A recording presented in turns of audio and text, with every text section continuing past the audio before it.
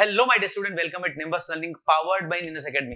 तो आपके दिमाग में आ रहा होगा एसएससी जेईई 2025, और जब एसएससी जेईई की बात होती है और इलेक्ट्रिकल की बात हो तो जब नेटवर्क होता है तो नेटवर्क आपके दिमाग में तुरंत आता है कि भाई बहुत स्कोरिंग सब्जेक्ट है और बहुत ज्यादा क्वेश्चन से पूछे जाते हैं। 30 से 35 क्वेश्चन एग्जाम में आते हैं, तो क्वेश्चन मार्क आता है कि सर ये 35 क्वेश्चन कैसे, 35 जो क्वेश्चन है इनको कैसे हैंडल किया जाए, या मैक्सिमम मार्क्स कैसे लाया जाए। या कई बार तो मैं कहता हूं कि 35 से 35 कैसे लाया जाए, या 30 में 30 नंबर कैसे लाए जाए। तो इसके लिए क्या कोई फुल प्रूफ स्ट्रेटजी है, क्या कोई तरीका जिससे ये पूरे मार्क्स गेन करे जा सकते हैं? बिल्कुल करे जा सकते हैं, क्योंकि ये सब्जेक्ट जैसे मैंने स्टार्टिंग बोला स्कोरिंग है। अगर आपकी जो स्ट्रेटजी है, आपका जो तरीका है, अगर ठीक है, सही तरीके से चलते हो, तो 100% आप इसे मार्क्स स्कोर कर सकते हो, एक भी क्वेश्चन गलत नहीं होगा। सो देखिए ध्यान से, मैं आपको यहाँ कुछ समझाने की कोशिश करता हूँ। Try to understand. सी देखिए ध्यान से, आपके पास अगर मैं नेटवर्क की बात करूं तो बेसिकली हमारे पास क्या क्या चैप्टर्स हैं। एक तो बेसिक है, थ्योरम है, एसी स्टडी स्टेट है, और मैग्नेटिक कपल्ड सर्किट, और उसकी थ्योरेटिकल पार्ट भी है। ये मेरे पास एक ऐसा जोन है जो कि काफी इंपॉर्टेंट है। एक जोन है डीसी ट्रांजिएंट है, और कई सारे पॉइंट हमारे पास मिसलिनियस है। मिसलिनियस में क्या क्या हो जाता है, जैसे आपका कलर कोडिंग हो गया, या फिर आपका ग्राफ थ्योरी हो गया, फिल्टर हो गया। वैसे ये सिलेबस में मेंशन नहीं है, बट स्टिल आपसे कुछ क्वेश्चन पूछ लेता है, ठीक है ना। तो ये जो पार्ट है, या टू पोर्ट नेटवर्क से क्वेश्चन वैसे नहीं आता आपकी एसएससी में, but the point is that ये मेरे पास दो सेगमेंट है, एक तो बेसिक है, थ्योरम। अच्छा, बेसिक थ्योरम एक ही है, एक ही जैसा दोनों।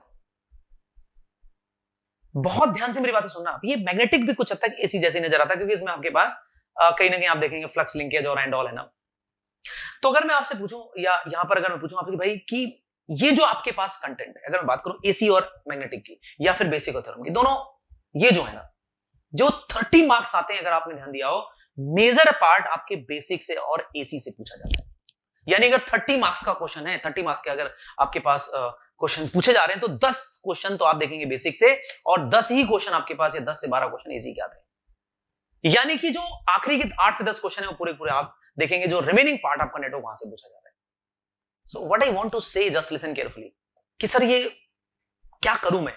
देखिए, आपको कुछ नहीं करना, सिंपल सी बात। आपके पास कॉपी होगी, आपने पढ़ा रखा होगा, मैंने पढ़ा रखा आपको, और आपने जहां कहीं पढ़ा हो।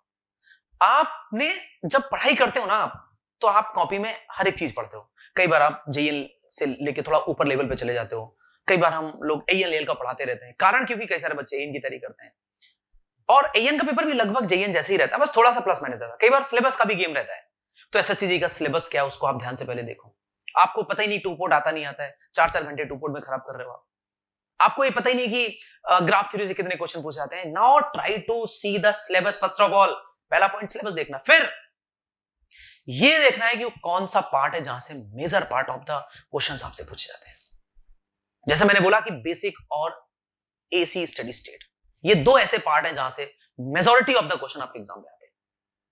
फिर क्या करना, आपके पास जो कॉपी है उसको अपने एग्जाम के साथ ट्यून करना है। ट्यून का मतलब कि आप उसमें जो उल जलूल चीजें हैं, बड़े बड़े क्वेश्चन उनको सब हटाना है। सच तो फिर आप लोग बड़े बड़े क्वेश्चन क्लास में क्यों कराते हो? इसलिए कराते हैं ताकि आपके कंसेप्ट क्लियर हो जाए, आपकी सोचने की क्षमता डेवलप हो जाए। बट अब आपकी पूरी क्षमता डेवलप हो चुकी है, आपने कॉपी को कई कई बार रिवाइज कर लिया है। अब टाइम है केवल उस बात को पढ़ने का जो आपके एग्जाम में आता है। तो इनमें जितने थ्योरेटिकल पॉइंट्स हैं उनको पहले तो आप एकदम अपने दिमाग में भर लो। यानी एग्जाम में अगर आए तो सेकंड्स में आंसर दे दो आप।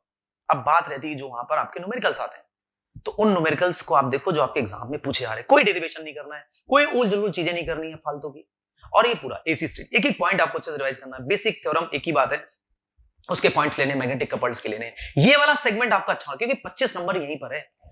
यहां पर आपके पास ये जो मेरे पास पार्ट लिखा है, यानी जो 25 मार्क्स यहां पर है, 5 नंबर में सारी दुनिया और है, जो भी कुछ आता है।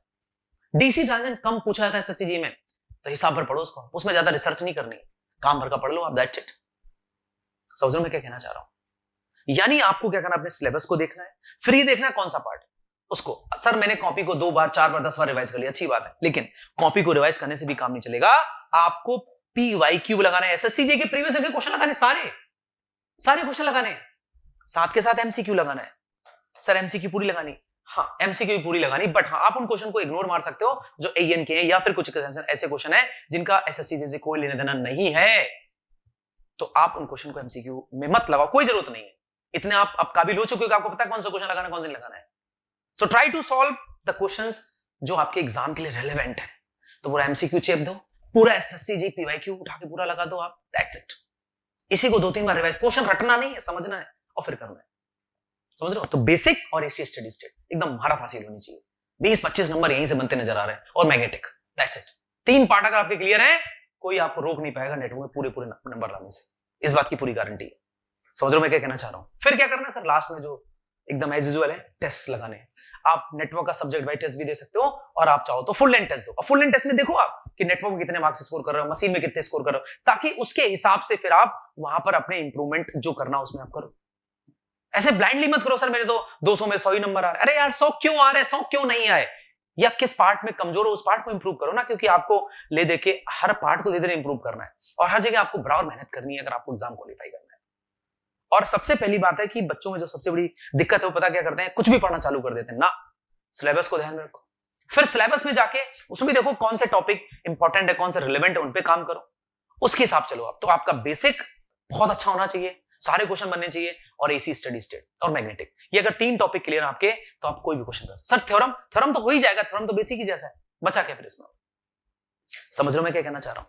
So hope so you got the idea कि अगर आपको इस बार एसएससी 2025 में अगर आपको फुल मार्क्स लाने हैं, तो मैंने आपको एकदम रामबाण इलाज बता दिया है, इसको आप एक बार फॉलो करोगे, मैं बता रहा हूं 100% मार्क्स ला सकते। और जो याद करने वाले नेटवर्क में से याद करने वाले क्वेश्चन कम ही होते हैं, बट फिर भी जो भी है उनको आपको क्या करना है, एकदम दिमाग में रखना है, मतलब 1 मिनट में तुरंत question number of mass equation b - n - -1 खत्म, तुरंत याद होना, मतलब सेकंड्स में आंसर। तो मान लो अगर 30 में 10 क्वेश्चन या 8 क्वेश्चन ऐसे थ्योरी टाइप आ गए, तो उनको तो आप तुरंत सेकंड्स में खत्म कर दोगे, बचे हुए टाइम में जो न्यूमेरिकल है उनको आप एग्जीक्यूट कर पाओगे अच्छे से। एसी पे प्रैक्टिस अच्छी करो, एसी को लेके बच्चों को डर रहता है, मैंने खूब पढ़ाया है, चाहे ऑनलाइन बैच हो चाहे ऑफलाइन बैच हो, एसी पे खूब प्रैक्टिस करो, खूब सारे क्वेश्चन लगाओ आप, और साथ के साथ आपका जो बेसिक है वो आपको आता है, बेसिक सबका अच्छा रहता है, तो एसी को अपना मजबूत बनाओ आप।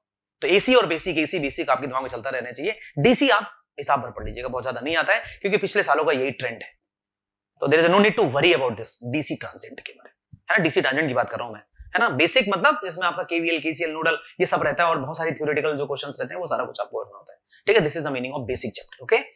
So hope so you got the idea. फिर भी अगर आपको लगता है कि कोई आपके दिमाग में कोई सवाल आ रहा है, कुछ आपको पूछना है, तो आप कमेंट बॉक्स में कमेंट कर सकते हैं, मैं आपको जरूर रिप्लाई करूंगा। अगर आपको मेरे से बात करनी तो आप मेरे से कांटेक्ट भी कर सकते हैं।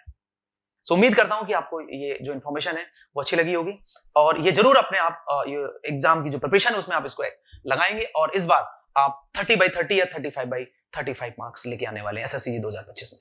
Thank you so much.